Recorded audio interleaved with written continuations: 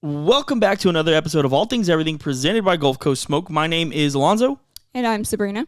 And today we're going to talk about how to start a YouTube channel. So this topic is brought up because I've been asked this question a lot of times. I'm not really sure if you have, but whenever we're at barbecue competitions or whenever we have friends around, they always ask me, hey, how'd you start a YouTube channel? What cameras are you using? What editing software? All that good stuff.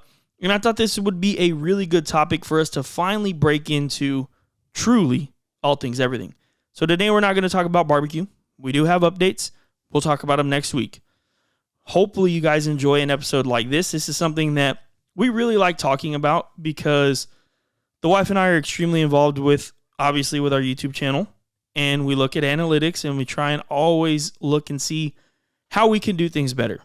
So first and foremost, I would say if you want to start a YouTube channel, pick a topic that means something to you, something that you can do for years to come. Because I think that when you start a YouTube channel, yes, it can always, I guess, be unsuccessful and maybe not last that long. But if it's something that you truly want to do, I would say pick a topic on something that you care about. So if I wasn't doing barbecue, I think we'd be doing golf. And if it wasn't golf, maybe something gaming related. But I think gaming is really saturated. Not that you shouldn't try. You can always figure out a way to be just a little bit different than the other person or than the other channels. But I think finding something that you truly care about is really important. And secondly, I would say do not ever start a channel to make money. I personally think that's a really bad play. I think that when we started our channel, I don't think we had one conversation about, we want to make, $10,000 a year, $100,000 a year, something like that. We never had those conversations that I can remember. Do you remember us ever having a conversation about that? No, and that we really didn't think we were ever going to make money off of this. No, not at all. Yeah, if the reality is when you first start a channel, you are not going to make money. There's a certain point you have to reach to where you can start making money. But so yeah, early on that really never even occurred to us. And it was never something that we thought was even gonna happen for us. We were just thinking, okay, well, we like barbecue. We want to try this and see where it goes. And that was pretty much it. Yeah, so realistically, when we started creating content, in the very beginning, it was just picture content. Right. Nothing more. No, there was no shorts, there was no reels, no TikTok. Well, I think there was TikTok, but I don't know if it was maybe that popular. I don't know. Mm-hmm. But either way, it's been a long time since we started. About 3.5 years. About 3.5 years since we started YouTubing. It's been about 4 years since we started creating content. And in the very beginning, it was picture content, and it was very bad picture content. Like, I'm talking, I was taking a picture of something on our table. You could see fruits in the basket in the background. Just no plating, no extra nothing. Lighting. No lighting, no nothing. I was just throwing something on the table, snapping it. And really what I was doing in the very beginning was just posting it on Facebook. Like, hey, friends, look what I made tonight. Mm-hmm. That's it. We've talked about it before. Sebastian talked me into starting a Instagram page, and that kind of blossomed everything. And so from taking pictures, we had kind of decided amongst ourselves that we thought it'd be cool to start a YouTube channel. And from the very beginning, I can honestly say, and I'm sure you guys are maybe a little annoyed about me saying this because I've said it so many times, I truly never thought we would even reach 100 subscribers. I really didn't, because I felt like, who's going to watch us? Right. Why would they watch us? We don't offer anything different to anybody. I was wrong, and I do think we have something to offer the people out there that are watching. What I think we have to offer is a real life family that just likes to grill in our off time. So you go check out our videos, you'll see the kids running around and playing in the backyard.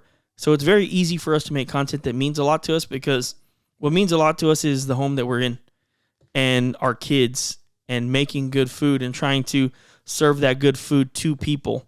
So what we decided to do was pick up a camera, film the first video. I actually filmed the first maybe 1, 2, 3 by myself and edited them all in iMovie on my MacBook Pro. And they were terrible. They were terrible. I mean, truly, and it's okay. You can tell me that they're terrible because they are. We've gone back and watched it and we're like, there's no way that you put that on YouTube. But my very first tip would be that you need to start. Don't tell yourself that you're going to start when you get the lighting, the perfect camera, the perfect mics. You have to start somewhere. I promise you, I truly feel like if we never posted that first horrible video, we might have never started. Because there's always a reason not to start for sure. Right? Right. Oh, the lighting was bad. Oh, this was bad. That was bad. I'm not going to post it. Man, we just did it. We just did it and we went with it. And so there will be some questions that I'm sure you guys have that we're not going to answer while we're talking here, but we'll answer them in a little bit because we did get some questions from people on our Facebook page, and I think that that'll open it up for more topics that you guys maybe have questions about. Right. And just to touch up on that, I agree. The first thing you really want to do is, think about what your channel is going to be about. Are you here to inform, to educate, to entertain? Yeah. Look around at other channels that are in the same field as, whatever you're planning on starting and see, what do these channels have or what do they don't have that I could possibly offer with my channel, right? You don't want to, the point isn't to go and piggyback off of anybody, copy anybody, but, take a look around at what other channels are doing and see, okay, well, I like this, I don't like this. What can I do that's different, that's going to make me stand out, but still be true to, whatever it is that I'm doing. Who you are. Right. And like you said, I mean, you really just have to start. Yeah. I mean, of course, there's the YouTube guidelines. You have to figure out how to upload a video and all of that stuff. Sure. But, I mean, that's not going to happen unless you just do it. Yeah. And the thing is, and there's very little people, you probably are the only one that really knows this. When we decided that we were going to start a YouTube channel, I truly, I got into it. I would stay up late. I would do a lot of research on how to do this, how to add this graphic, how to edit, how to... I dove in, and I really, really, really wanted to be good at it because that's just who I am. I want to be good at everything I do. We play tennis. I want to win. We play bowling. I want to bowl well. We play golf. It's just who I am. That's who I am. So I think that when it comes to having your channel, it's definitely one of those things where if you have something that you're really passionate about, it's going to make it easy for you to continue to create that content for years to come. And like you said, you don't want to copy anybody, but you can definitely look and see, for example, Malcolm Reed makes great YouTube videos. What does he do that sets him apart from everybody? You can look at those things and don't copy him, but see how you can incorporate something like that into what you do and make it your own. Right. Because you do want to continue to have your own style. You want people to know you for you. And in the very beginning, I don't know if you remember, people would straight up comment and be like, dude, you sound way too much like Meat Church and Malcolm Reed. Because those were the people that I was watching. And I was not doing it on purpose, but because I watched and studied them so much, our videos were a very, very, very, very bad version of what they do. Right. And it took me a little bit of time to continue to learn and figure out, man, just be who you are. I had a lot of people that were like, dude, just be you. Don't be anyone else. Be you. And so that's the biggest thing. Obviously, be who you are and embrace that. There's a lot more people in the world that want to start a YouTube channel than you would believe. When we first started, I was very embarrassed. I was afraid of how people were going to react.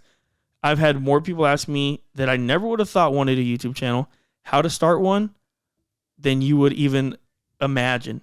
So there are a lot of people out there that want to start YouTube channels. And I think that, kind of like you said, just you're going to have to do the research. I can't tell you on this video how to start a page, how to upload videos, little things like that. That's not exactly what we want out of this podcast. But yeah, you're going to need to go on YouTube and search how to upload videos. You're going to go to your personal YouTube account and you're going to create a channel from that. So you're basically going to have mine is Alonzo Cantu. And then when I click on it, it says switch account and I can switch into Gulf Coast Smoke. So you have channels that are based off of your main account, not necessarily your channel, but it's off of your main account. So you create channels based off of your account. And from there, that's where you're going to start uploading. And there's a lot that goes into it. You're going to have to figure out how to make thumbnails, all that stuff. These are things that, I mean, even now you're starting to do a little bit of the thumbnail stuff when I'm at work and, hey, we got to get this video out today because we had XYZ going on. And now you're getting into it. So there's a lot of different tools that you can use, like Canva. Canva will help you a lot with thumbnails. And you can always just Google a lot of stuff and figure it out. But like I said, that's kind of not where we wanted to go with this. We wanted to more talk about a little bit of editing software and maybe ideas that'll help you be, hopefully, a little bit successful. And so next, what I had to discuss is, who do you need to make a YouTube channel, right? So is this something you're going to do by yourself? Is this something that you want a partner, and you guys are doing it together and you're both going to be on the screen, or you're both, or 3-4 people, you're all doing it together? Mm-hmm. Do you need a cameraman? Do you need an editor? These are things to think about, because when you're starting, and if you do want it to be more than one person, can you guys rely on each other? Is everybody going to be willing to put in the time, to put in the work? Because, if you're going to start a channel, you're not just doing it to, I'm just going to upload videos every once in a while. I think people who are serious about doing something with YouTube, with having a channel, you're trying to be in it for the long haul, right? For sure. So I think you have to, if you're going to go into this with somebody else, you really need to have a discussion with each other. Like, okay, are you willing to put in the work? Are we going to be able to rely on each other? Yeah. Are you going to back out later on, and we've already created this dynamic where it's, me and someone else, or me and 2 other people, right? You really need to find people, if you're going to do this with more than one person, or if you need an editor or a cameraman or anything like that. I think you need to be realistic with each other. Yeah, I think that's a great point to bring up, because although, I won't name any names. There was a time in the very beginning, I'm sure you remember, I was supposed to do this with other people. Mm-hmm. Not necessarily that they were going to be on camera with me. There was some people that were going to be on camera with me, but, we had friends that were going to be involved in filming and doing stuff like that. I absolutely adore and love them so much. It didn't change anything with our relationship, but it'll quickly change. And you just have to make sure that you're all on the same page. And the way that I look at it is, for us, it just worked out, right? So that's why in the beginning, you weren't filming, because we were going to go a different direction. And I was going to have somebody else every once in a while come on the channel with me, right? We were even considering kind of combining names with somebody else. And there was a lot going on in the beginning, because, it was really new. It was a fresh idea. And I think that that's something great that you bring up, because everybody needs to know their role and they need to know what they're going to do. My personal suggestion, in the very beginning, unless you can find someone that does great work for like $10 a video, just learn to edit. Mm-hmm. Because in my opinion, when you learn to edit, that allows you to learn how to shoot. And then it allows you, as the person who's on camera, to learn how to talk and like how fast things need to go. Right? So for me, I think that it was good that I edited alone for so long, because now I understand, we got seconds to get this shot. Like, it needs to be good. I need to work with Sabrina on what we're doing here, and I need to be focused and all that stuff, because it's not, believe it or not, it's really not easy. I'm not saying that it's hard, but it's not easy. You have to be on the same page. If you're going to be filming alone, I definitely think you want like an external screen that you could put on top of your camera. That way, if you are trying to focus on a specific item, like let's just say I want to zoom in on the back of my phone, you can see that, hey, okay, it's focused. And now I can start talking. So some sort of external monitor where you can verify, like, okay, shot looks good, let's go. Like Chud, I'm pretty sure he films alone. He has great content. He gets great shots. He's got to have some sort of external monitor there that allows him to know, hey, my shot's in focus. Now let's go. Now, the one thing that I did want to break off and say really quickly is there's absolutely nothing wrong with starting a YouTube channel for fun, not getting into it the way that we are, and never getting past 10 subscribers, whatever. If you want to make videos exactly the way you want to make videos, that is amazing, and more power to you. We started that way, just making videos exactly the way we wanted to make them, and that was it. It wasn't until we started seeing like, oh, wow, like that guy's commenting on every single video that we put out, and we don't know him. This is kind of cool. Oh, wow, now there's 3 or 4 people that comment on every single video, and we don't know them. And then you see the subscriber count go up. You're like, oh, wow, we're past 100. I think we can get 1,000. Oh, my gosh, we just got monetized on YouTube.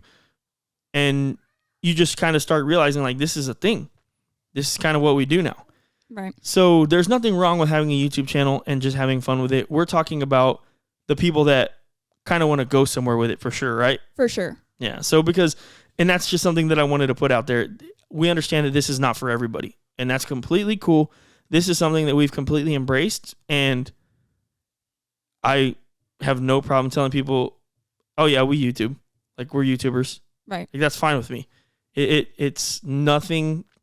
I mean, it doesn't mean anything negative to me anymore. Maybe in the beginning it did, but now it's like, no, we make YouTube videos for our side gig. That's what we love to do because we do like to do it. So yeah, for sure. There's nothing wrong with just doing it for fun, not getting any subscribers at all. The whole point of this is just to elaborate on if you're that person out there who wants more from it. Yeah. If you're not just looking for fun. So I think, sorry, go ahead. No, I was going to say, and just to kind of start jumping into it, right? Let's talk a little bit more about it. Some of the things that I think are extremely important is having a schedule, having some sort of schedule on when your content is going to come out and sticking to that schedule. You can ask Sabrina. I am way too anal about our videos coming out on Tuesdays at 6:30 p.m. I'm like very, very, very anal about it. Now, do I think that makes our videos go up, down, side to side in views? No, but I like sticking to a schedule, and I like this podcast coming out at 7:30 a.m. on Friday. That's just, I like sticking to our schedule because to me, it's like we've done it for ourselves. You know, we stuck to our schedule for us, not for anybody else, for us, to prove to ourselves like, hey, we can continuously do this week in and week out, and we're not going to miss. We're not going to mess up. We've missed a few weeks because sick or got a lot going on or whatever, but we try not to miss any weeks at all. At all. Yeah. So I would say definitely start with some sort of schedule and know, hey, I am going to be filming these days. I'm going to be editing these days, and I'm going to post on these days. And the other thing is you do not have to get too complex on what you're filming with. So believe it or not, your cell phone is an amazing tool that you can use to start filming right now. So one of my friends, Bill, we were in his trailer. What was this, like a month ago? I filmed the whole YouTube video of him on his phone. He edited it on his iPad, and he posted it to YouTube. It was very simple, and it's a great video, and it got great views. So you don't have to overcomplicate anything when you're starting. I definitely don't think that it's a bad thing to put your toe in, then let your foot go in, then your leg, just take it slow. You don't necessarily want to go out and buy $5,000 worth of equipment, which I won't say how much money and equipment we have, but it's definitely not a small amount. And we've had to buy things over and over. We've had to buy a couple mics and, it just happens. So if you're not ready to get into it like that, that's completely fine. Pick up your phone, maybe get a nice mic, and you can start making videos right away with the equipment that you have on you. Yeah, and I think you need to be realistic. Tell yourself, how much money can I spend on starting this up, right? Yes. I think there's very basic things that are worth spending the money on. Yeah. And what are those things for you, for somebody who you run the cameras? Like, so for the people that don't know, okay, you run the cameras, you actually have microphones, you have headphones on your ears, you're listening to the audio to make sure it doesn't get too high or too low. You have 3 cameras, sometimes 4, running at the same exact time. For somebody like you, what is important to you if we were starting a YouTube channel tomorrow, knowing what you know, and let's just say I had, I don't know, $750 that I wanted to start with, like, what would you buy? Man, I would say lighting. I think lighting is very important. I mean, 100%. There's only so much you can do with editing to make a shot look better. If it doesn't have good lighting on it. Yeah, I think basic lighting is very important. Investing in a good mic is good because, I mean, I think before you start purchasing equipment, you need to think about what am I filming? What is my topic for my channel? Am I going to be outside? Mm-hmm. Am I going to be inside? Yeah. If you're doing something outside, you're going to want to invest in mics that are going to be good against the wind. Yeah, so for example, like Rode mics, you can put a cover over your mic. It's called like a dead cat, and it looks like a cattail. Right. And it stops the wind from being so violent in your audio. So you definitely want to think about those things like you said. And the other thing is you don't have to go crazy on these things, but even just, for example, you get a mic, I don't know, $50, $75, $100. Believe it or not, that's actually very cheap. Right. Because, yeah, mics are expensive, especially when you start getting into like the DJI Pro. We have the, what's the other? Oh, we have like the Rode Pros, and we have another Rode that goes on top. I mean, $100, as crazy as it sounds, that's nothing. Right. But that $100 will elevate the audio on your phone to a better level that's more enjoyable for the viewer. Yeah, and do your research. Look up products and their reviews because, yes, you don't want to just go spend all of your money on equipment, but also think about the fact that, if I try to go cheap and I'm going to be doing something that's outside and I need to protect my audio from the wind, do I want to go cheap and then I keep having to buy newer and newer stuff? Yeah. So I think you really need to do your research and think about what it is that you're going to be filming. Am I going to be doing time-lapse things? Yeah. Do I need to get a camera that's capable of doing that?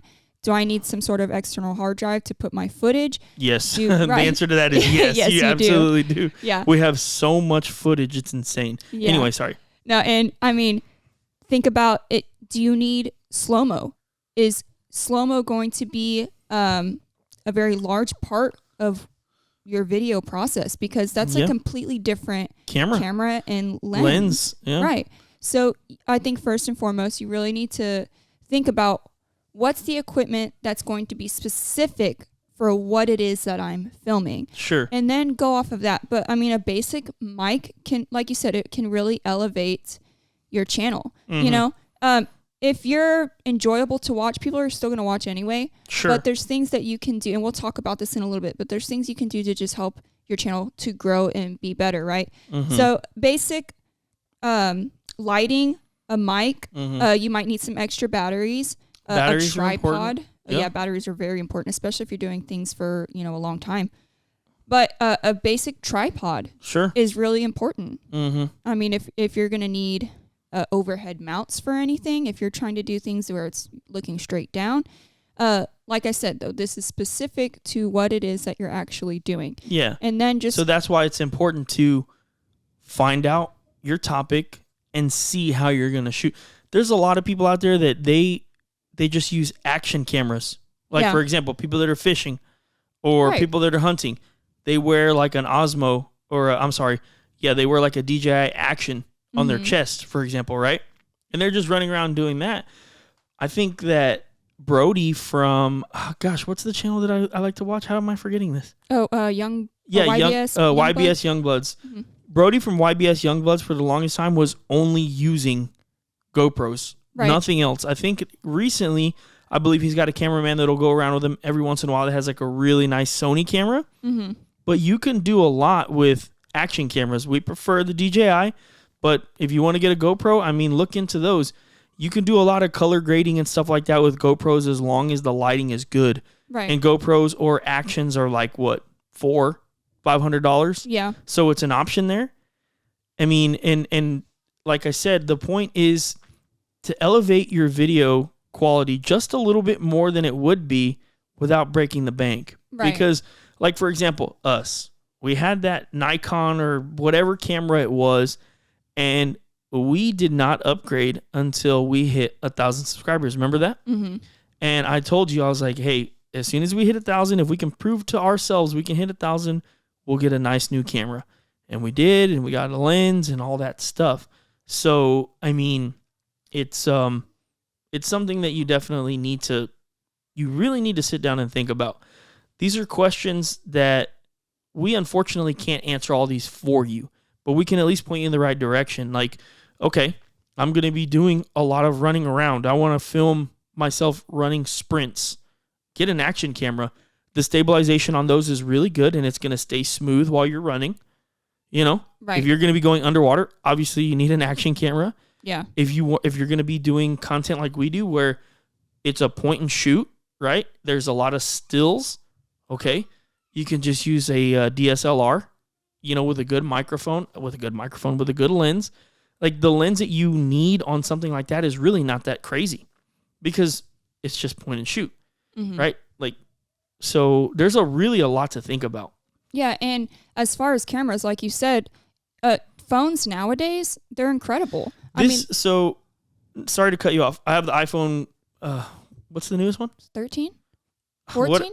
Whatever's the newest iPhone Pro Max Plus X, whatever, whatever it's called. It's the Pro Max Plus extra cool. Extra most bestest iPhone. Yeah, whatever. And I will say, like, the stabilization on this is insane. Right. So, like, I can run next to you, and this thing is like, it looks clear as day. It's crazy. Yeah. So you can do a lot with these. You can. And it's a great starter, and most people have this already. Yeah. Right? So go get yourself some lighting on Amazon, decent mic, boom, you're ready to rock. Yeah, and there's a lot of attachments that they make now that are compatible for your phones. Yeah. Right? And we had one for a long time, remember? Yeah, and I mean, you can even invest in just a phone gimbal. Yep. Which is really helpful if you're trying to do things on the go.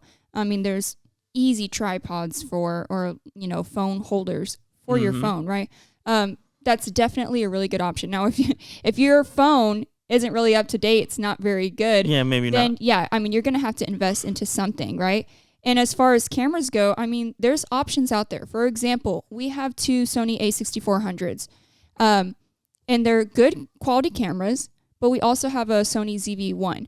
And the difference with that one, which was more affordable, but it also has, it's really good at adjusting the lighting on its own. Yeah, and the autofocus on, like, people's faces is really good. Right. So there are affordable... and that one was like, what, 1,000? 900? I don't remember how much it was, but it was, I mean, it was definitely a more, I think we got it on sale too because it was the white one and not the black one. I think it was only like 800. Right. So we actually got it on sale, right? So there's which I don't like the white one, by the way. Don't buy white cameras in my opinion. Whatever though. Yeah. You guys buy what you want, but don't buy white cameras. Well, yeah. Just buy whatever you want, but we don't like them. But I mean, there's affordable cameras out there that are going to be good quality, that are good starter cameras. I do prefer our A6400s for specific things, right? But the ZV-1 has its place. It's really good. That's what I use to get all of our up close shots. There's dynamic shots. They're moving. Typically when our A6400s are still shots. Yeah. So, like I said, there's affordable options out there because, I mean, you really nowadays, trying to go buy a new phone is going to be just as much as trying to buy a regular camera. Yeah, because right? they're like $2,000. Yeah, these things are stupid. Right, they're stupid expensive. Maybe not $2,000, maybe like $1,500. Yeah, but they're expensive. Well, and also you also have to think about if you're buying a camera, you also need to buy memory cards. Yeah, and you need to buy ones that are compatible for if you're getting a 4K camera. You can't just buy any memory card. It's got to be compatible for a 4K camera, right? So. And I think one of the most important things is to utilize the equipment you already have. Right. That's going to help you start this journey because, if you want to just do it for fun or if you don't know where it's going to go, don't go crazy. Don't put yourself into a hole. For example, we had a MacBook Pro, so I started using iMovie, which was free. DaVinci Resolve is another great editing software that is free. We have an iPad Pro that we downloaded an application called LumaFusion on it. It cost me one time $29.99, and I edited on that for a year and a half by myself, it worked flawlessly.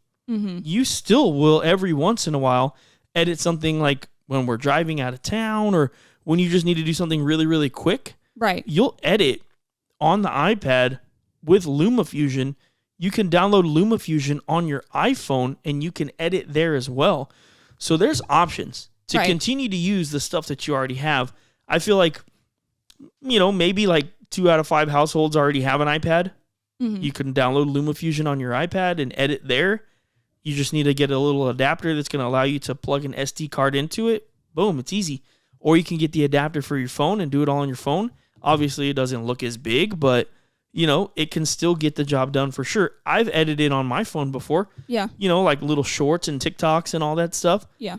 There's options to do stuff with what you've already got. But again, that's why I wanted to ask you, what do you think is necessary? I agree with you. And this is just coming from me. I'm not the one that actually looks through the camera. But definitely mic, definitely lighting.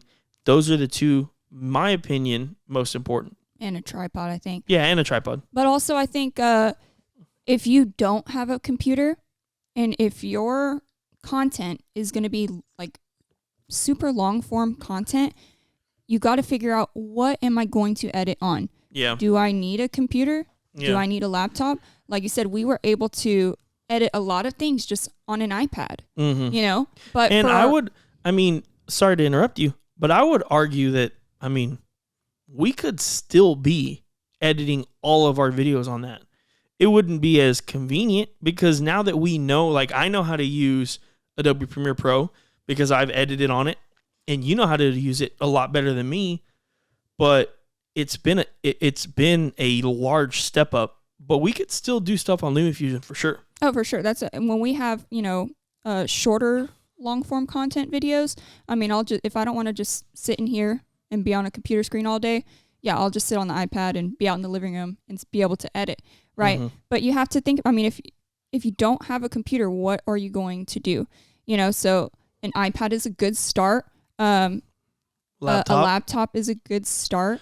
But it's one of those things that I don't think you're going to realize until you're in the middle of it. And you become more familiar with what it is that you're doing. And then you can actually tell yourself, okay, I'm outgrowing this. I really need to move to this. What's my budget? What do I need? Right. For sure. So, bottom line is you need something to edit on. That's something that you have to make a personal decision about. And kind of like you said, figure out the budget, be realistic. We're not here to tell you how much to spend or don't spend. Your budget might be $50,000. Yeah. I don't know. It's not my business. But figure out your budget and figure out what you want to spend on this. I realistically think you can get away and you can start a channel with $250. Right. iPad, mic, lighting, phone. You can get it going right then and there. Yeah, and I think, and not to rain on anyone's parade, but the reality is that first video, those first couple videos, they're gonna suck. Yeah. That doesn't mean you suck. That doesn't mean your ideas suck. Your content sucks. But the first time you do anything, it's not gonna be easy. Mm-hmm. It's not gonna be perfect. Unless you just have all the money in the world for all the best equipment and you're already really good at talking, right? But that's not realistic for the rest of us, right? Mm-hmm. So it's not going to be perfect when you start out. So you cannot let that stop you. Like you said, you have to start somewhere. Yeah. If you don't start because you're afraid of it being bad, you're never going to start, because the reality is it's going to be bad at first, but that's okay. You're always going to need to improve no matter what stage you're at. Yeah. And then also, I think that being bad is relative. Right? So, for example, we talked about YBS Youngbloods. I have gone back and watched his first video ever, and there's music, there's no talking. He's with a GoPro. He's swimming around underwater. All the crazy stuff he does. He was still doing it, and that video was bad in comparison to what his are now, which are insane. Right. And it doesn't mean when we say that it's going to be bad, it is. It doesn't mean it's going to be the worst thing that anyone's ever seen. But what we're trying to say is that you can only go up from here. Right. Watch your own content. Oh, I stuttered there. Oh, I said too much, which we noticed the other day we do on the podcast, and it gets us We're like, oh my gosh, don't do that. I was listening. I'm like, Sabrina, come on. But at the same time, I think the reason that we do that is because a lot of the times we just get very comfortable and we do feel like we're just having a conversation. Right. So we're not fully in like business YouTube mode, which is, I think that's where sometimes we mess up or we just get a little bit relaxed. But I also think that that's the good thing about this is that we can be a little bit more relaxed and kind of do what we do. But either way, I think that great tips for sure. Yeah, and I would say, just real quick back to what we were saying. Oh, yeah, for sure. Is, those videos in the beginning, just because they're not the best and it's not going to be the best that you've ever done, those videos are so important because, there's people who are just starting to watch us right now at, 30K subscribers, right? But they wouldn't be watching right now if it wasn't for those people in the beginning who are giving those videos 100%, 100 views, 200 views, because that's how YouTube works, right? And that kind of leads into one of the things that I wanted to talk about. So we talk about budget, and I definitely think that don't go overboard. But one of the things in the very beginning that helped me out a lot was something called TubeBuddy. Do you remember me using that? Yes. And we actually still are subscribed to it. I don't use it anymore, but TubeBuddy, and I'll put a link down in the description so you guys can check it out. It really helps you optimize your channel.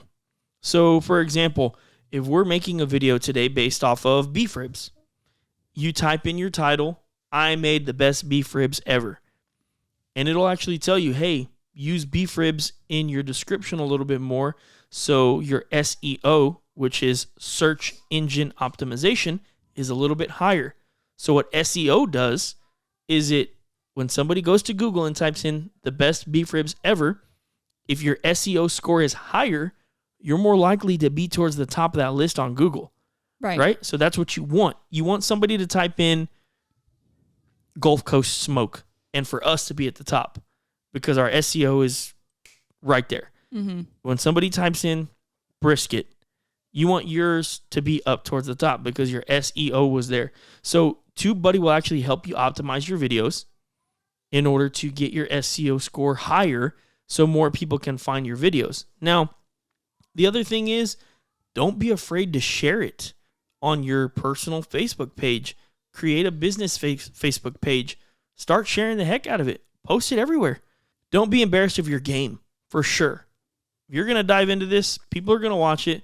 You're going to have haters no matter what. People you know, people you don't know. It just really is what it is. Right. And that kind of goes into the next section of this, which is how do you maintain or how do you grow your channel? I think the number one thing, first of all, is your attitude. Because you have to be able to, one, look past negative comments. You're going to, in the beginning, there's really not going to be many, even though your videos aren't very good. It's really not until you start getting a lot more views that you get people who just don't know you. Right, who don't know you and they just want to be negative. So you're going to come across negative comments at some point. And not only online on your videos, but like you said, in real life, there's probably going to be people who think like, oh, this person wants to start a YouTube channel. Like, that's dumb. Right? Yeah, I mean, believe it or not, I've had plenty of people that have come up to me and, oh, dude, your food just looks good, bro. Right. It ain't good. Your food ain't good. Anybody can make it look good on pictures. Anybody can make it look good on video. Is it actually good? It's one of the reasons we started competing. Right. I mean, we had multiple motives for competing. We wanted to get into a different market, but also I wanted to prove that we can cook. We know what we're doing. We know our food is pretty good. It ain't the best in the world. I ain't here to say that. I've told you guys this a million times before. There's a lot of people out there that cook great food. They cook better than us some days, and some days they don't. That doesn't have anything to do with really anything because it's all up to the judges. Yeah. We're all turning in the same barbecue pretty much every time with maybe some little tweaks here and there. Oh, I add a little more sauce, a little less sauce. Man, it is the same barbecue every time. We're at the mercy of the judges is what it is. But don't be afraid of this happening to you. Because like I said, I've had people man, there ain't no way that barbecue's that good, bro. Like, you're just saying that because you're eating it. Well, I mean, I don't know. I don't know what to tell you. You can come try it if you want. It's going to happen. People are going to be rude. Just continue to go forward if this is really what you want to do. That is one of the things, and we kind of had a question about it, and we'll dive a little bit into it. But I will say the hardest thing for me has been getting over people being like really, really rude sometimes. So I have a good friend who he's even told me, he's like, man, dude, like, you care too much, bro. Like, don't worry about these people. Who cares what they say? Like, block it out. But my response to that is the way that I am, the way that I feel, that's who I am. That makes what we're doing extremely real, you know? So, like you mentioned, we have like 33,400 and something subscribers. I actually looked it up before because I was gonna say that at the time of this video, at the time of this podcast, we have exactly 33,478 subscribers. So whether you listen to this a day after or you listen to this a year from now or whatever, look at our subscriber count. See how we're growing. See if this is even worth listening to, which I hope it is to you guys. But I mean, we have 33,000, almost 500 subscribers. It's taken us a little bit to get here, but I do feel like now we're growing at a pretty good rate. Don't let anybody stop you from getting what you want or doing what you want. This does not mean that you are a professional, anything. It means that you like to make videos. And that's one of the funnest things about it is making videos. Believe it or not, I do miss editing sometimes because you know it just as well as I do. Like, you can put together some really cool stuff sometimes. Sometimes you lay a track down and like you slice at the perfect time and everything just really comes together and it looks really cool. Mm-hmm. And you guys will enjoy that too if you start doing this. But yeah, it's hard. It's not easy. We did a video one time that went viral. It's almost got like 2 million views where I was saying tortilla instead of tortilla or tortilla or whatever people wanted me to say. And they're like, dude, there's no way that that's how you say that. You sound extremely American, and then out of nowhere, you say tortilla. I'm like, man, I don't know. That's just, right, kind of the way it comes to me sometimes. Now, don't get me wrong. I've said tortilla before. It doesn't feel wrong to do it. But when I'm around like mom and dad, that's the way they talk, Right. So it's like, I don't know. That's just the way I went into that video. And man, I got roasted. And I was even telling you, I was like, dude, I want this video to stop getting views because it's like actually like low key making me feel really bad. And then I started asking you, I was like, it makes you question yourself. I'm like, damn, was I like pushing it too much or was I saying it a specific way too much? And you start to like overthink everything because people are telling you like, there's no way that that's how you say tortilla, whatever, and it's crazy because like I said, I for example, like our son, my name is Alonzo. It just comes out sometimes. I'll call him Alonso. Sometimes I'll call him Alonzo. Like, that's just, I don't know, whatever. And I've heard you say the same thing. Mm-hmm. Like, sometimes you're like Alonzo, or my son Alonzo, or like you'll tell the girls like, well, I mean, his name is Alonso, but yeah, usually when he's in trouble, I say Alonso. Yeah. And then but if we're around like a doctor's appointment, Alonzo. Yeah. Because some people don't know the difference. And we don't need to get into this too much, but my point is it's going to be hard. Yeah. If you have any sort of heart, I guess, it is going to be hard. Don't let it stop you. Continue to push forward. Right. And that's another thing is I think you have to have drive. You have to believe in, what it is that you're doing because there's going to reach a point where you're like, okay, well, I'm growing, but, it wasn't my goal to be this big or anything, but now I've got that itch, right? Like I want to grow, but I'm not growing very fast. What am I doing wrong? Should I give up now? If you want to do this, you have to believe enough and believe in yourself enough to get past it. Because, I mean, you're going to get discouraged. You're going to feel like, man, I don't know if this is... How many times have I told you, should we just stop? Yeah. I mean, seriously. Yeah. There's been times when I've literally told my wife, man, I'm done. Like, this is too much. We're spending too much time doing this. We're not seeing anything happen for us. And then it's almost like, God has our back, and out of nowhere we have that viral video that shoots our channel, up like 10K subscribers almost. Right. But at the same time, it comes with adversity. You sure you want this? Because this is what comes with it. Right. And there's these people that they're gonna heckle you. Can you handle it? And I think the answer is yes. And I think we've answered that to ourselves. And it's just one of those things, man. Don't let anybody stop you. If this is what you want to do, go for it. We're here to support any of you guys that want to have a YouTube channel. I've told a lot of people, man, let's film together. You got a channel, let's film together. I don't care if I have more subscribers or less subscribers. Let's film. We had a meeting one time with Malcolm Reed and Rochelle Reed over Zoom, and I was talking to everybody, and Rochelle basically stopped me. I don't know if you remember this. And she was like, man, you have to believe that you're going to make it with everything in you. And ever since that day, I can honestly say that I truly believe that this is what we're meant to do. I know right now we don't have all the subscribers and we're not doing it full time, but I truly believe this is what we're meant to do. And I can honestly say that Rochelle Reed helped me realize that. Maybe not help me realize it, but like she basically was just like, dude, don't question it. This is what you're going to do. Believe it. Believe it with everything you have. So I'm going to pass that knowledge that she gave us on to you guys. And if this is what you want, go get it. Yeah, for sure. And the next thing I would say is to be willing to take criticism. It's hard. Right, because and we say this to each other all the time, there's always things. We could look back at a video from a week ago, a couple weeks ago, and we can find something wrong, something that could be improved. So you have to be able to look at things and be realistic with yourself and say, hey, that wasn't the best. Sure. I can do this better next time. Yeah.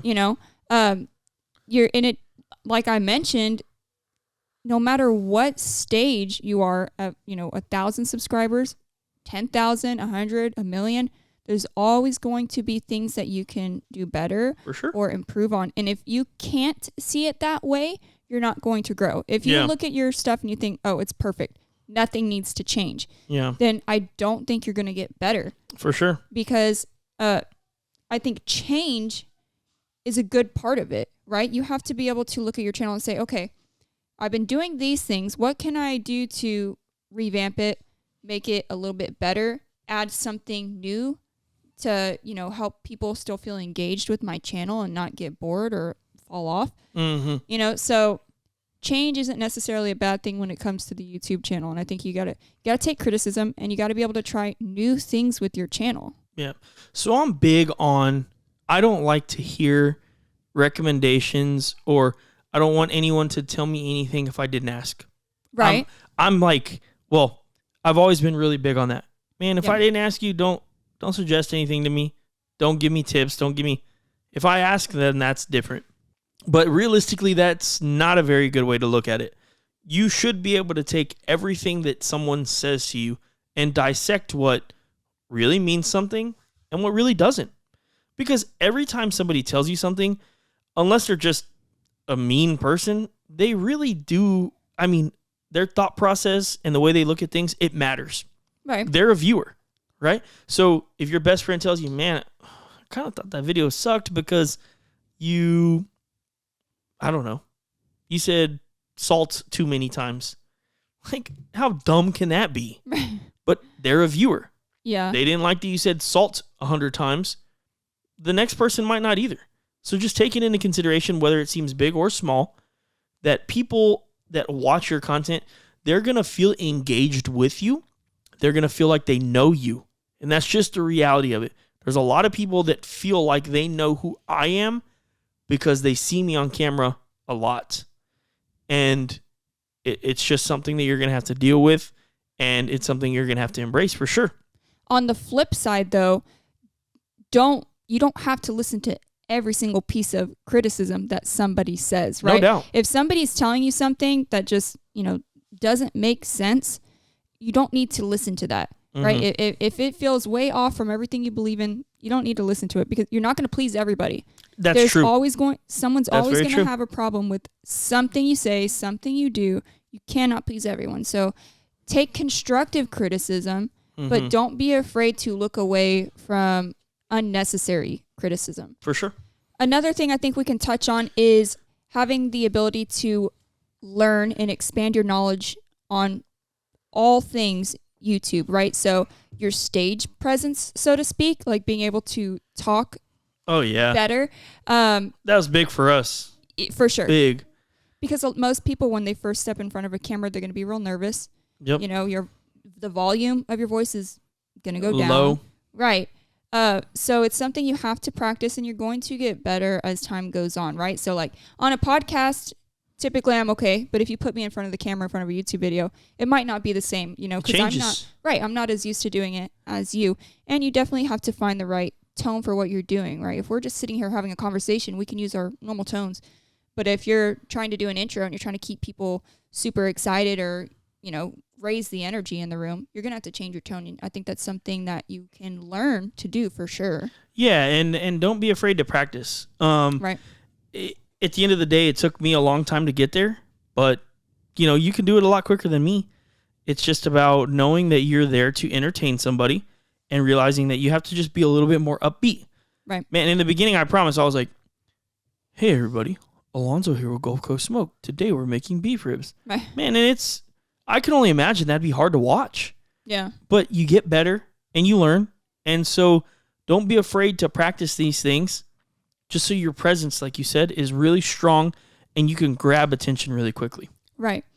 And I also recommend expanding your knowledge on things like thumbnails, editing, because like you said, I mean, when you might get to a point where you have an editor, right? But most people when they're starting, I think it's great to start yourself. Yeah, because it's going to give you a lot of that background knowledge of, you know, what's going on for the person who's filming, the shot that's taking place, the story that you're creating, right? So you need to expand your knowledge on editing, maybe the editing software you're using. I all the time am Googling, you know, how do I do this on Adobe Premiere? You know?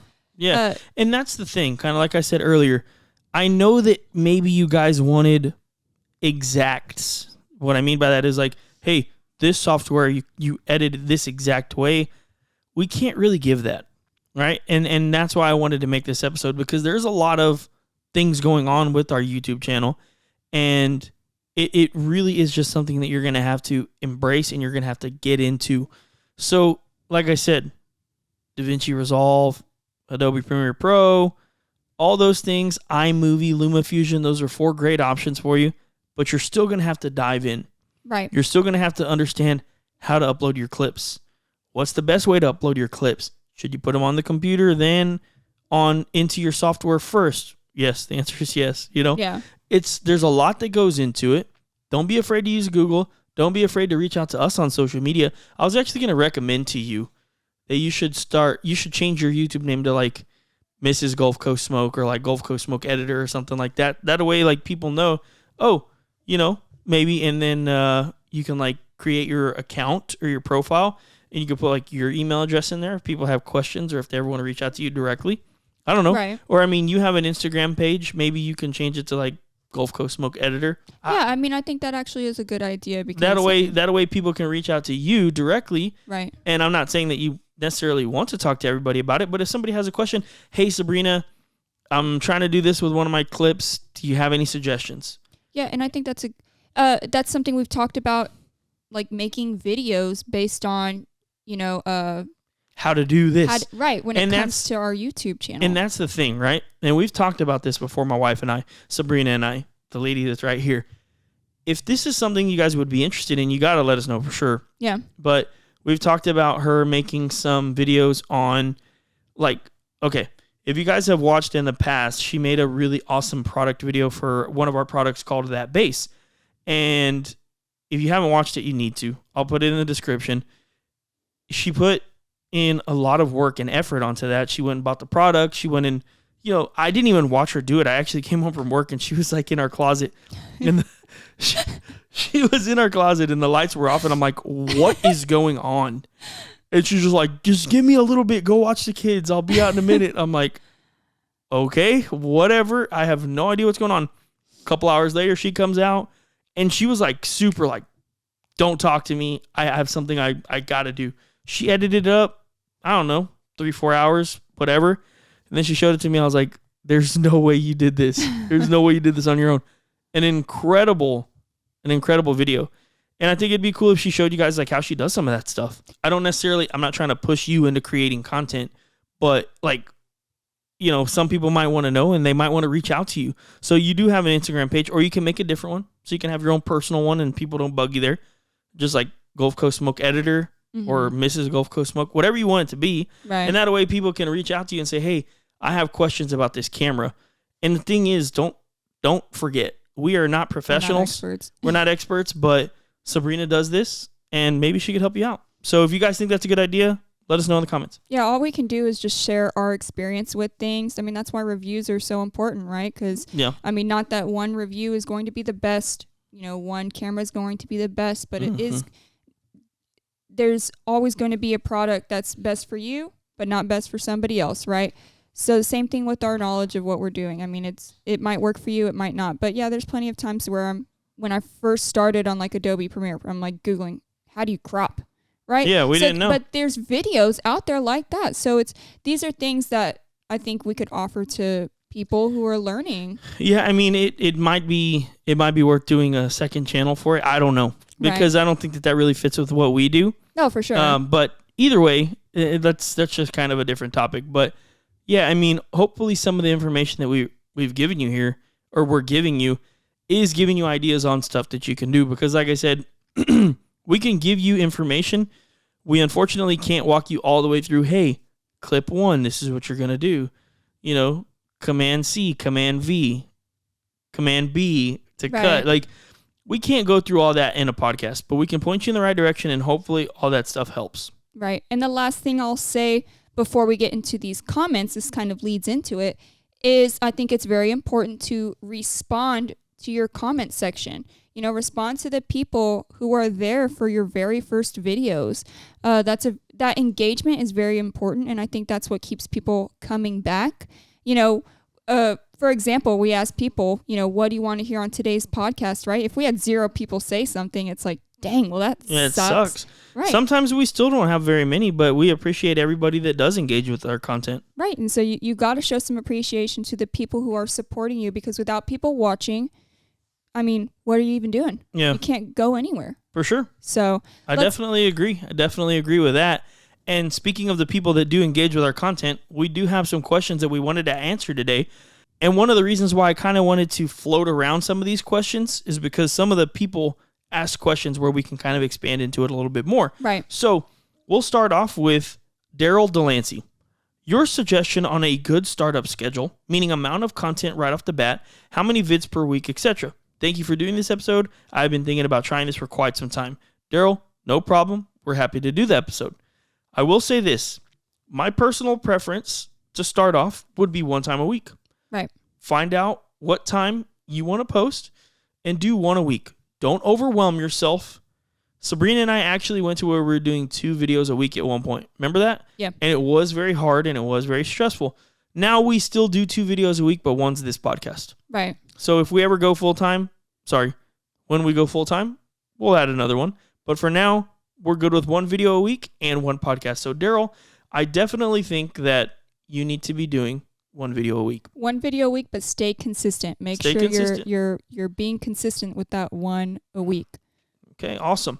Philip Dell asks, what video editing software do you like to use? And we kind of answered this, but we'll answer it again.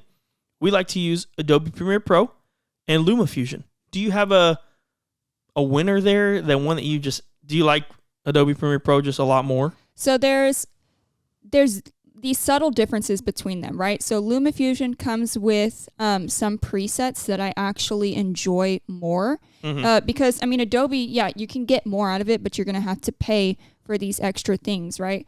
So LumaFusion does have certain things that I like. Like, for example, you get that little banner at the bottom. It has a really good selection of presets for that, which I enjoy.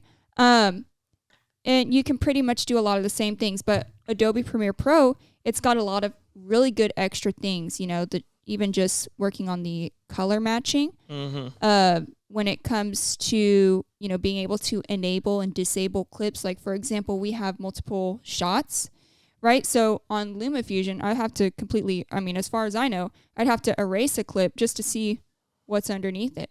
Whereas Adobe, I can just disable the clip. I can see, you know, what other views can I use instead? Do I like this one or that one? Enable that other clip back, and I'm not losing any footage. So there's ultimately, I would say Adobe Premiere Pro is the way to go if you're in this for the long haul. For sure. It takes some time learning. For sure. But you can't go wrong with LumaFusion. It does have some really good things that I do enjoy for, you know, short, small videos. For sure.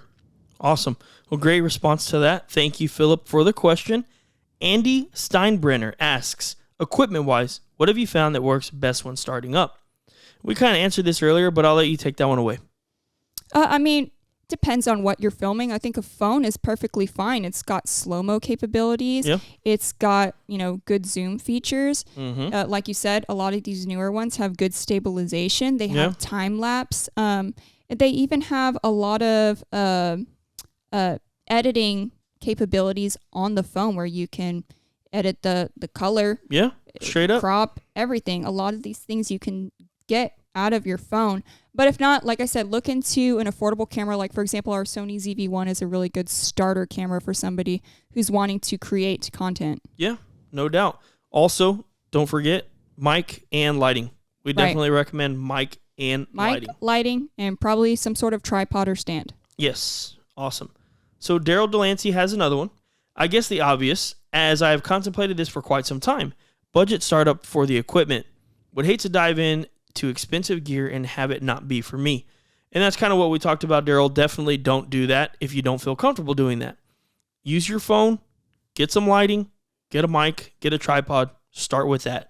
You can get all of that stuff for, I promise you, under $200, $250, which, don't get me wrong, I'm not saying is nothing, but it's a lot easier to do that than spend thousands of dollars. So we got to this point after a long time.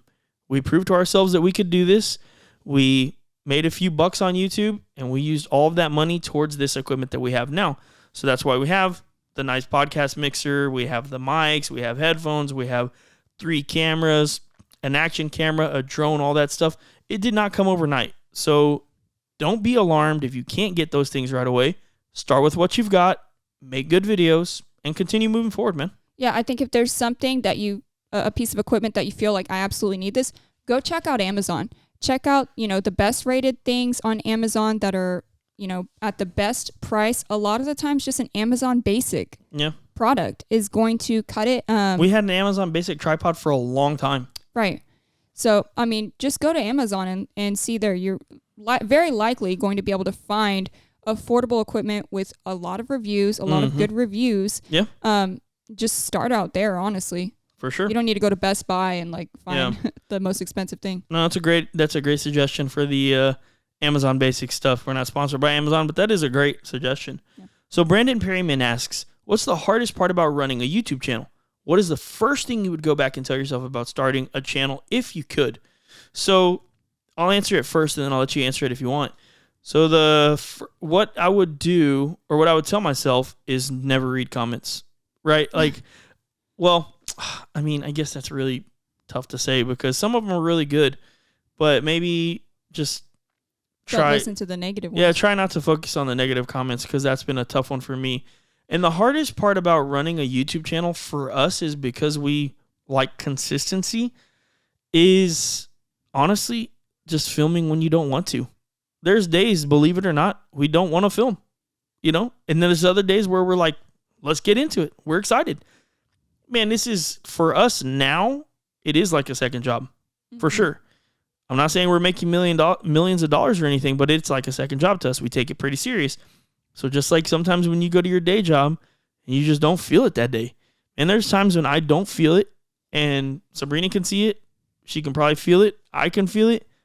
But got to put on my big boy pants and get to it. And it just is what it is. No, I would agree with that, because especially when I wasn't editing and I was only filming, there were times where like I almost dreaded it because I'm like, you know, what if I'm filming something and then you go to edit it and the shot's bad, or, you know, it doesn't work out.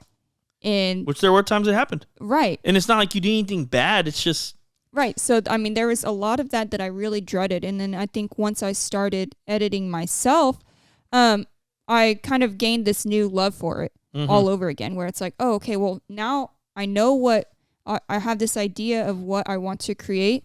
I know beforehand, okay, these are the shots that I want to get. Right.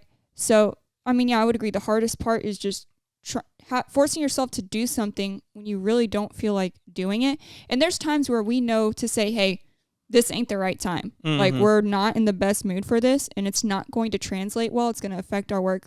Let's step back and just not do it. We'll figure it out. Oh yeah, I mean, we've started and stopped something before because it's like, hey, I'm sorry, I can't do this right now. Yeah. Or we get all the way set up, and then I'm literally standing there. We're about to do the intro. I'm like, dude, I can't do it. I just can't do it. Yeah. And you know, it's hard to get yourself to admit that, but sometimes you have to. So I would say that, yeah, we pretty much both have the same response on that one. So Raul Villanueva asks, a couple for you, six to be exact. Do you shoot and edit the same day? Sometimes. Yeah, not all the time. It really depends on the length of the video. So like our competition content, obviously we got to come home from the competition. We're not editing that day. As far as a timeline, I mean, the fastest I've done one is in a day. Yeah. Right. But typically we're spending on those longer videos, we're spending a couple days on that at least. For sure. But yes, like you said, if it's the weekend and we're filming a shorter long form content video. Yeah, we'll start editing. Yeah, we can possibly get it done, you know, everything done that day. But normally it's more than a day. For sure. Second one is, where do you get your music? We get it from artlist.io. Yeah, and I will say that's one of my favorite things about editing is, you know, when you go on, for example, Artlist, and you're finding these songs, man, there's some songs that you just think to yourself, man, this is so good, and you'll never hear it on the radio. Ever. People will probably never know that's who this band is, and a lot of it's just instrumental, like no vocal parts that we use a lot of the times, and you just find some really, really great music. I mean, you have good music there, so that's my favorite part of editing is that music. But yeah, Artlist is a really good one. Nice. They not only have music, but they have sound effects if you pay for it, obviously. But they've got a lot more than just music on there. Awesome.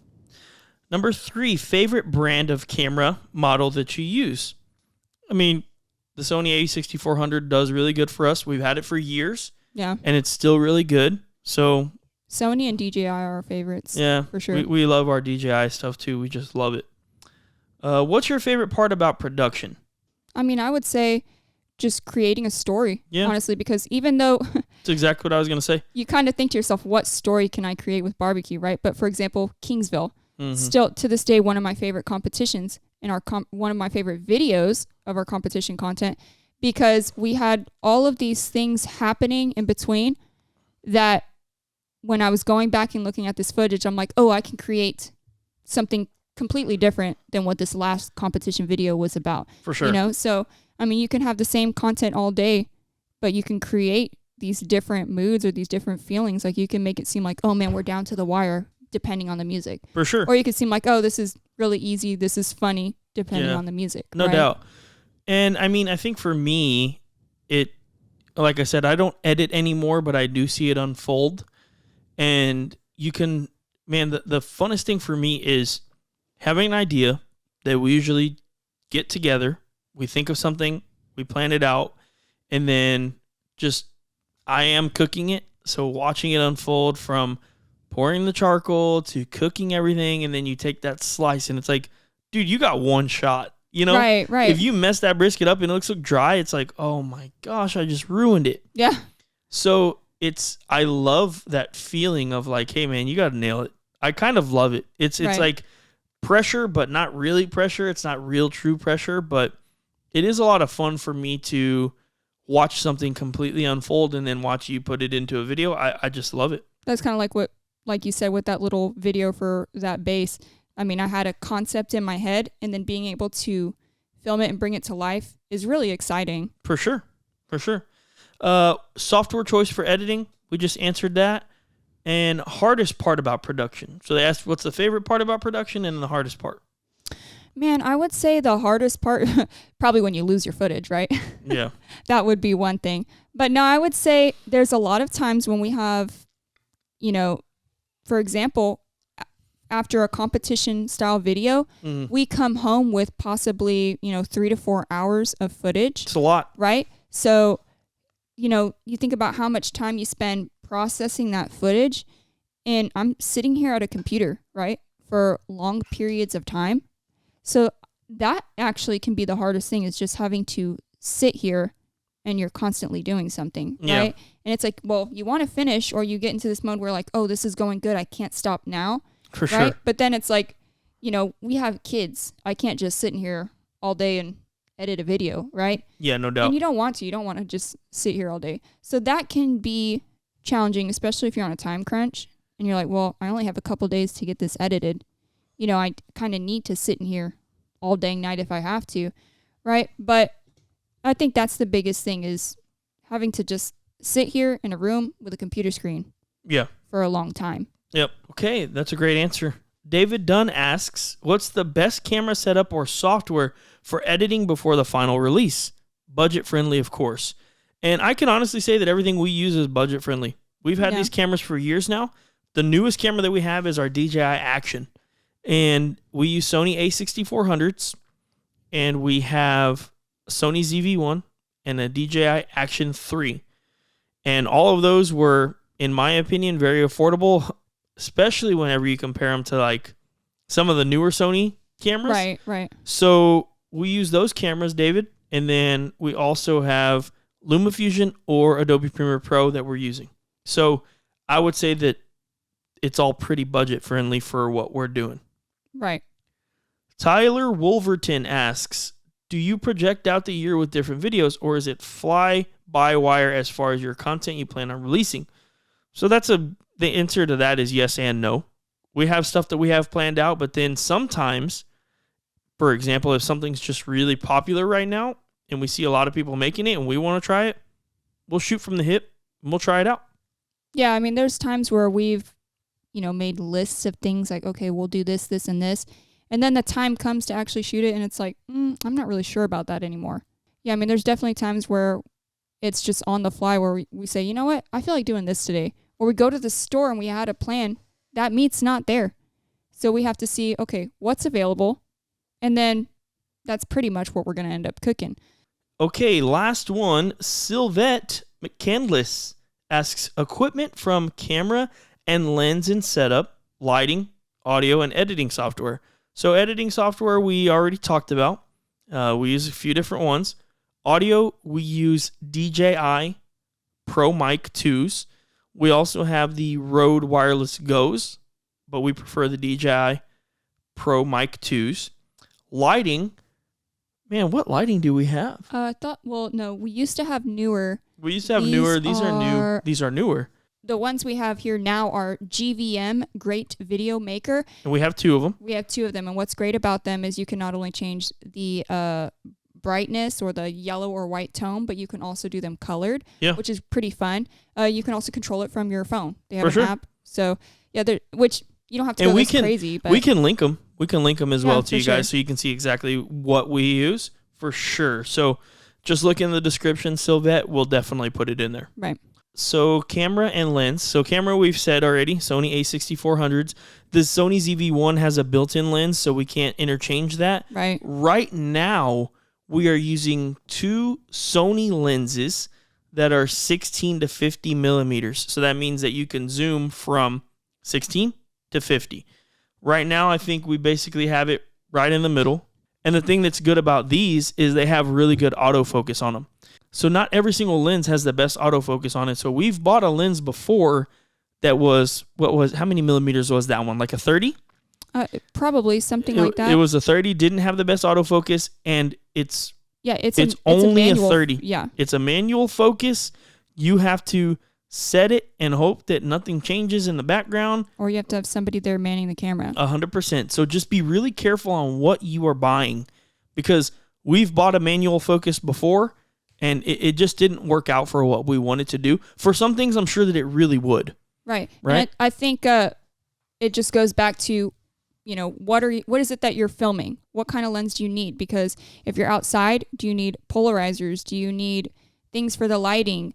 Do you need something that can zoom very far if you're doing outdoors, golf shots, right? Or is something that you're doing going to require a micro lens, something that can zoom in like big time, like right? Guga showing off the like the fat fibers of the meat, right? For sure. So you definitely have to think about what kind of lens is appropriate for the content that I'm making. Mm-hmm. I mean, the lens that we're using right now is just a very basic lens. So this lens, one, right. So basically the cameras that we bought, this is a kit lens, right? What that means is it comes with the kit.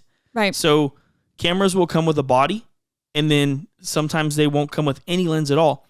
This is a kit lens. And the reason we use these is because we have two of the same exact ones, and we're shooting a shot in the same exact room, and we're trying for everything to look as similar as possible. Right. So lighting, autofocus, all those things, we're trying to recreate that same picture you see on Sabrina's face and on my face. That's why we're using those. So we also have a few more lenses. Like I said, we have a 30 millimeter that's a manual focus. It's actually a great lens. It's just kind of hard to use. Right. Well, not hard to use, but somebody has to be behind it and manning it the whole time. And then we have another lens that goes up to 80. Mm-hmm. And we can use that for a little bit of a further shot. So we have 4 different lenses, and we do use them all for different things. You're going to want more than one lens on your camera. It's just the way that it is. But you can start with the one. You can start with the kit lens, and I promise you, you will be able to create and shoot really good videos from the get-go with that. Yeah, depending on what your content is, you might not need a different lens. Yeah. I mean, we use our kit lenses a lot. Yeah, for sure. So either way. Well, that was all of the questions that we had, and hopefully that was good insight for you guys. Like I said, we're trying to create something here that is going to make it really, really easy for you guys to pick up on, listen to, and say, hey, now I do think I can start that channel. Don't be afraid to start with your phone, some lighting, a decent mic, and an Amazon Basics tripod. Don't be afraid to start with iMovie on your MacBook.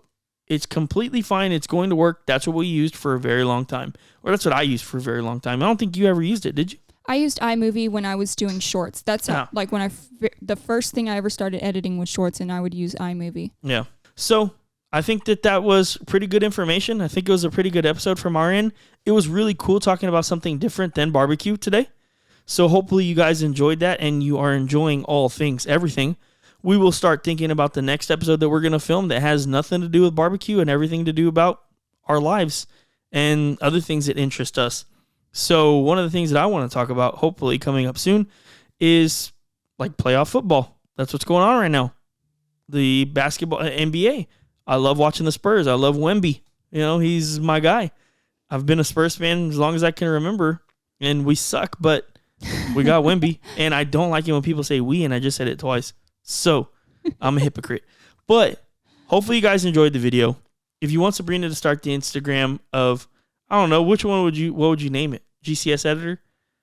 GCS? Yeah, maybe something Mrs. GCS? Not Mrs. GCS. No. I don't know. Just something. Yeah, well, I'll get that figured out, and we'll let you guys know by the next podcast. Or if you follow us on Facebook or Instagram, we'll let you know there as well. But yeah, I think I think it's a good idea. Yeah, I don't mind people reaching out and asking questions that hopefully I could answer. I mean, I don't know everything, but... And you can just be honest with them. Hey, I'm sorry I don't know that, but why don't we figure it out together? Or I'll figure it out and get back to you. Right? I mean, and not only that, but I'm sure there's things that I might be able to learn in the process as well. For sure. Because I'm still actively trying to learn.